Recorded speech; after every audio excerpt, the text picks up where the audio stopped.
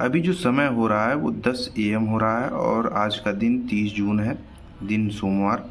Guys अभी हम chart को देख रहे हैं तो निफ्टी 50 में बहुत तेज़ी से गाइज यहाँ पर आप देख सकते हैं डाउनफॉल आ रहा है और यहाँ पर बैंक निफ्टी में भी जो है यहाँ पर मार्केट डाउन साइड में जा रहा है।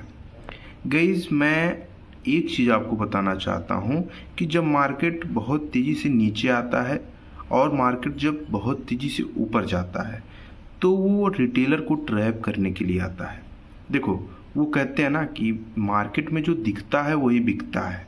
गाइस ये क्या करता है, ये आपको रेड रेड कैंडल दिखा के लालच देता है कि भैया मैं नीचे जाने वाला हूँ, खरीद लो खरीद लो। ओके, तो जितने भी रिटेलर होते हैं वो रेड कैंडल को देखते हैं, पुट डायरेक्शन में ट्रेड बना लेते हैं। ग्रीन कैंडल को देखते हैं, कॉल डायरेक्शन में ट्रेड बना लेते हैं।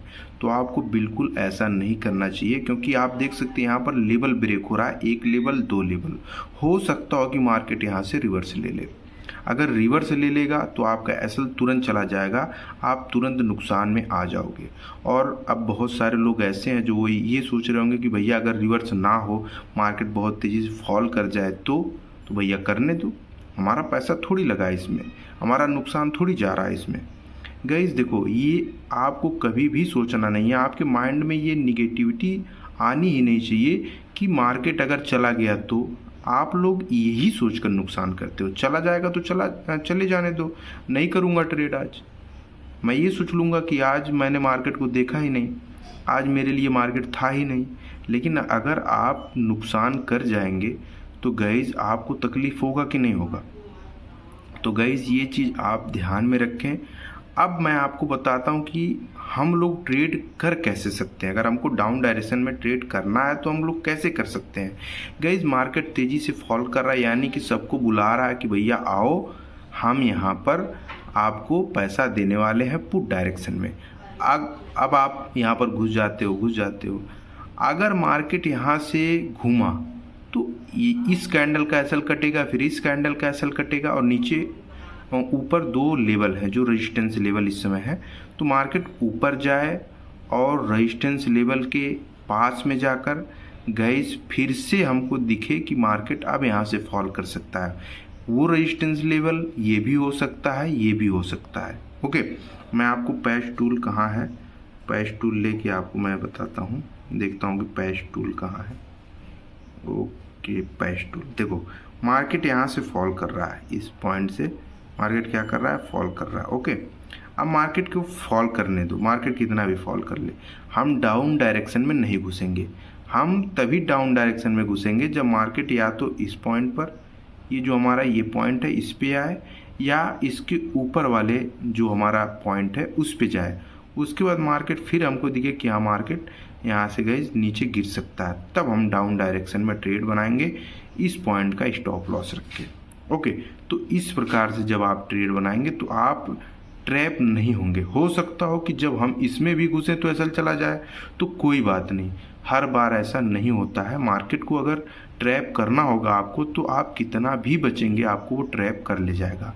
मार्केट में कोई बहुत ज़्यादा ज्ञानी नहीं है, सारी प्रोबेबिलिटी की गेम है, प्रोबेबिलिटी के साथ ट्रेड किया जाता है। ओके, तो ये चीज़ आपको समझना होगा। आप यहाँ पर देख सकते हैं जब ये कैंडल, ये वाली कैंडल गाइस मार्केट में इस लेवल को ब्रेक करती है निफ्टी 50 में, तो यहाँ पर ये वाली कैंडल जो ये रेड वाली कैंडल है ये हमारे ट्रेंड लाइन के अंदर रहती है।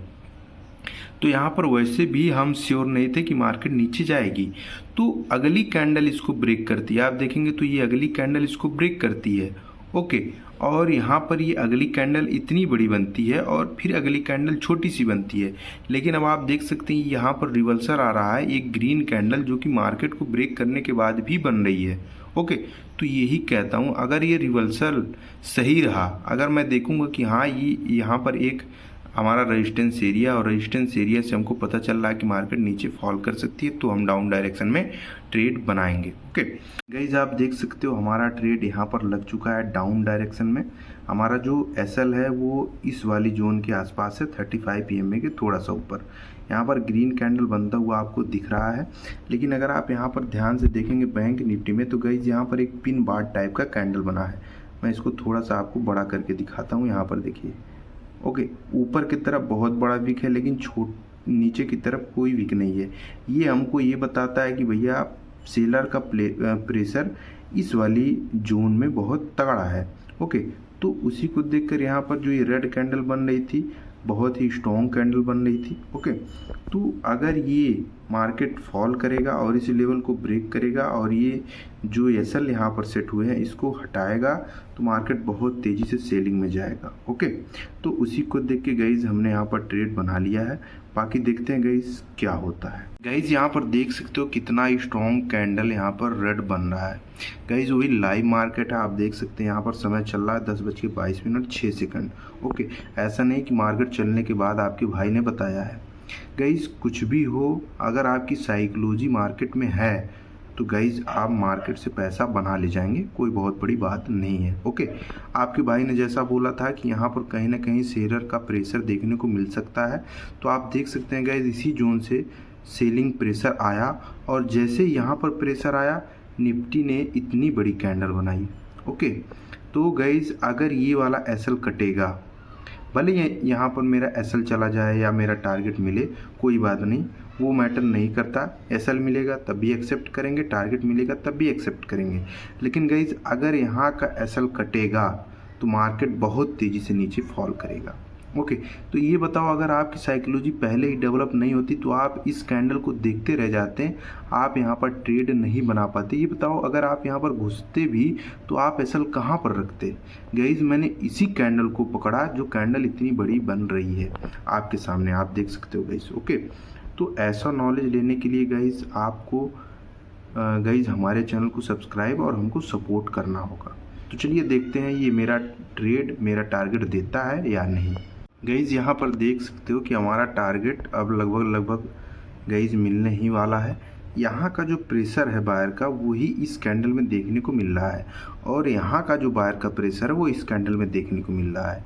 तो गाइज अगर इनका प्रेशर ख़त्म होगा तो कैंडल तेज़ी से आएगी, क्योंकि अभी ये एक सपोर्ट लेवल हो चुका है। तो सपोर्ट लेवल पे मार्केट को तकलीफ होती है नीचे आने के लिए और रेजिस्टेंस लेवल पे मार्केट को तकलीफ होती है ऊपर जाने के लिए, तो यही परेशानी बढ़ा रहा है। बाकी अगर ये ब्रेक होगा तो ईजिली हमारा जो टारगेट होगा 1:2 का 20 पॉइंट का स्टॉप लॉस था हमारा, वो इजीली अचीव हो जाएगा। और जैसे ही इस कैंडल यहाँ से लगता है कि हमको हाँ इसके 50% एरिया के ऊपर क्लोजिंग दे रहा है तो हम इस पोजीशन को एग्जिट कर लेंगे। जो हल्का फुल्का प्रॉफिट होगा उसको लेकर निकल जाएंगे, प्रॉफिट को हम लॉस में कन्वर्ट होने नहीं देंगे। ओके, यहाँ पर देखो हमारा टारगेट यहाँ पर मिल चुका है और ये टारगेट गाइज मैं और भी बढ़ाऊँगा। इसके पीछे का कारण क्या है मैं भी बताता हूँ आपको। देखो अब टारगेट मेरा थोड़ा सा और बढ़ जाएगा, कहीं ना कहीं यहाँ तक 2.5 तक। क्यों? क्योंकि भैया यहाँ पर इस कैंडल ने फिर से मार्केट को रीटेस्ट कर लिया है, तो कहीं ना कहीं फिर से यहाँ पर सेलिंग देखने को मिल सकती है। और आप देखेंगे गाइस समस्या यहीं पर उत्पन्न हो रहा है एग्जैक्ट यहाँ पर एक, अगर आप देखेंगे इस पॉइंट पर मैं एक लाइन खींच देता हूँ, इस पॉइंट पर एक सपोर्ट क्रिएट हो रहा है, आप देख सकते हैं ये। तो यही सपोर्ट गाइस कहीं ना कहीं हमको थोड़ा सा परेशान कर रही है।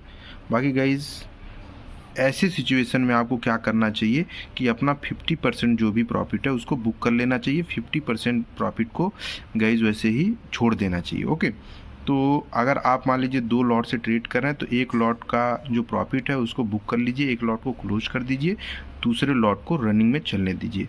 तो ईजिली गाइज हमने अपना प्रॉफिट अचीव करा और जैसे ही गाइज ये कैंडल हमको बैक होता हुआ नज़र आएगा इसको भी हम क्लोज कर देंगे। आई होप ट्रेडिंग साइकोलॉजी आपको समझ में आ रही होगी और ट्रेडिंग कुछ न कुछ सीखने को मिल रहा होगा ट्रेडिंग में। ओके, तो इस प्रकार से अगर गाइज आपको सीखना है तो चैनल को तुरंत सब्सक्राइब कर लीजिए। पूरे साइकोलॉजी के साथ, पूरे रिस्क मैनेजमेंट और गाइज प्राइज एक्शन के साथ हम ट्रेड करते हैं।